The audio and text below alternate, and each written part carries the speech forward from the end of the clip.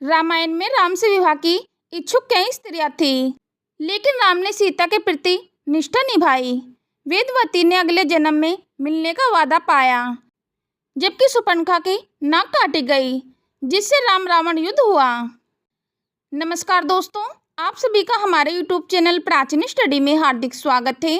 तो चलिए करते हैं ज्ञान की बातें। वीडियो में आगे बढ़ने से पहले चैनल को सब्सक्राइब और बेल आइकन को अवश्य कर लें। दोस्तों, रामायण में राम से विवाह की इच्छुक कई स्त्री थी। राम ने देववती से अगले जन्म में मिलने का वादा किया। शूर्पणखा की नाक काटने से राम रावण युद्ध हुआ। रामायण में कई स्त्रियां राम से विवाह करना चाहती थी।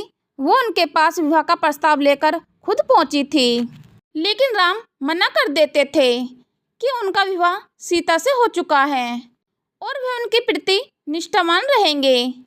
लेकिन दो महिलाएं इनमें एकदम अलग थी। एक राम को लंबे समय से चाहती थी और एक उनको देखते ही मुग्ध हो गई थी। इनमें से एक से राम ने अगले जन्म में मिलने का वादा किया, लेकिन दूसरी से जब मना किया तो परिणाम बहुत खतरनाक निकला। रामायण में भगवान राम का विवाह केवल सीता से हुआ था। राम एक निष्ठा पति के रूप में दिखाए गए, जो अपनी पत्नी के अलावा किसी और के बारे में सोचता ही नहीं। हाल के अयोध्या से लेकर दूसरे राज्यों की कई सुंदर स्त्रियां उन पर मुग्ध थी। कुछ ने उनसे प्रेम जताया, कुछ ने शादी करने की इच्छा जाहिर की। राम ने पत्नी सीता के प्रति निष्ठा और धर्म के कारण इसे स्वीकार नहीं किया। देवदत्त पटनायक ने अपनी नई किताब सती सावित्री में कई ऐसी नारीवादी कहानियों का जिक्र किया है, जो कभी सामने नहीं आई। इसी में राम के प्रति आकर्षित महिलाओं के बारे में बताया है। वैसे इसका जिक्र रामायण के अरण्य कांड में भी है। कौन थी देववती जिसे राम ने अगले जन्म में मिलने को कहा?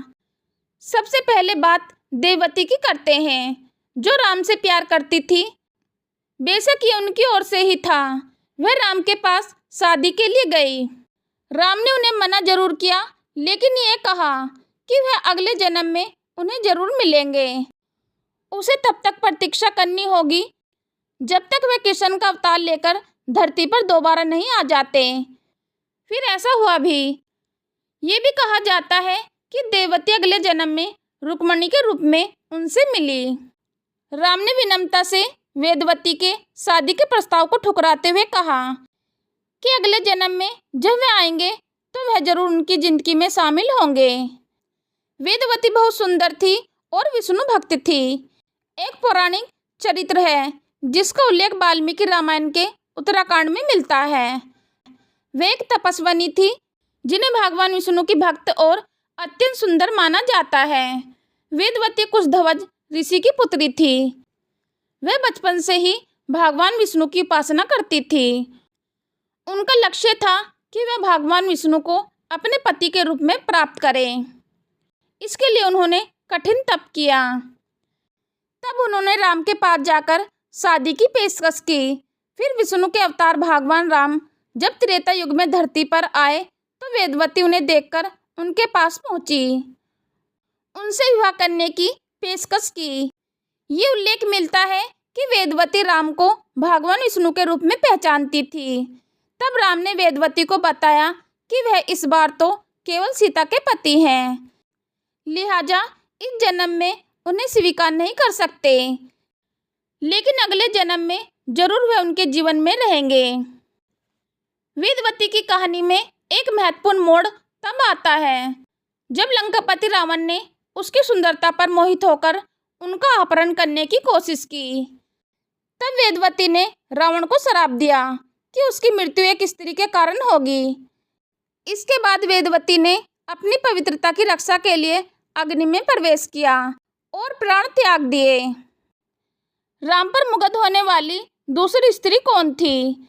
राम पर आकर्षित और मुग्ध होने वाली दूसरी स्त्री शूर्पणखा थी, जिसने न केवल राम के पास जाकर यह कहा कि वह उनको चाहने लगी है, बल्कि शादी भी करना चाहती है। उसने राम को तरह तरह से लुभाने की कोशिश की, लेकिन राम ने स्पष्ट रूप से मना कर दिया। राम ने मजाक में कहा कि वह पहले से ही विवाहित हैं।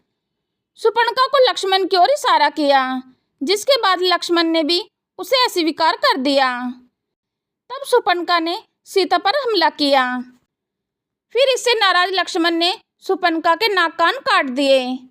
क्योंकि वह रावण की बहन थी, लिहाजा यह घटना आगे चलकर रावण के साथ युद्ध का कारण बनी। तो पटनायक की इस किताब में यह भी बताया गया है कि सीता के लिए सिर धनुष पर प्रत्येचा चढ़ाने की प्रतियोगिता बेशक रखी गई, लेकिन प्रतियोगिता से पहले जब राम और सीता की मुलाकात एक उद्यान में होती है, तो सीता उनसे प्यार करने लगती है, उनके साथ रहना चाहती है। उन्हें विश्वास हो गया कि ये प्रतियोगिता तो राम ही जीतेंगे। ऐसा ही हुआ भी। दोस्तों, आशा करती हूँ आप भी इस लेख के माध्यम से जान गए होंगे आखिर वो दो स्त्रियां कौन थी जो राम से शादी करना चाहती थी। तो दोस्तों, नीचे दिए गए कमेंट बॉक्स में कमेंट करके अपनी राय अवश्य बताएं और यह वीडियो अपने दोस्तों, अपने परिवार में अवश्य शेयर करें। यदि वीडियो अच्छी लगी है तो वीडियो को लाइक करें, शेयर करें। चैनल पर पहली बार आए तो चैनल को सब्सक्राइब करना ना भूलें। चलो तो दोस्तों, मिलते हैं फिर नेक्स्ट वीडियो में नए ज्ञान के साथ। हम लेते हैं आपसे विदा। धन्यवाद।